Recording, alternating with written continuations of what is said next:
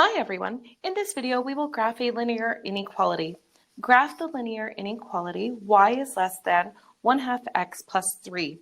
To do this, we're first going to just graph the boundary line. So we need to find where the y-intercept is, in this case, positive 3. So we'll go up 3 units on the y-axis, and this is where it will cross the y-axis. From here, we need to use our slope of 1/2 to find another point. So from here, we're going to rise a positive 1 and run a positive 2 for the next one. And we can do that again. We can rise 1 and run 2 for here. We could also do the opposite, which is negative 1 over negative 2. So we would move down 1 and back 2. And all of those you can see are in the same on the same line with the same slope. Now we can draw our boundary line, but we do see that this says less than, not less than or equal to. When we have less than or greater than, this is a dashed line. If we have less than or equal to or greater than or equal to, this is a solid line. Since ours is not less than or equal to or greater than or equal to, we need to use the dashed line. So we're going to line up those points and make a dashed boundary line. Trying to make sure that it's as straight as possible using a straight edge. And now I have my boundary line that's dashed. And now we just need to know which side we shade on. Do we shade above the boundary line or below the boundary line? Because this is a lesser than sign, lesser than means that I shade below the boundary line, so I'll shade down here.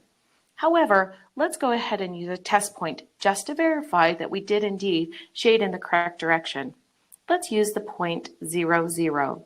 Now you'll see I've shaded below, and so the 0, 0 is inside that shaded portion.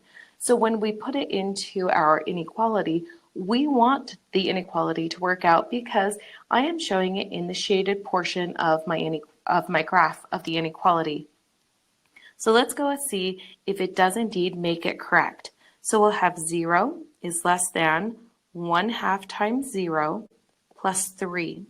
1/2 times 0 is 0, and 0 plus 3 is 3.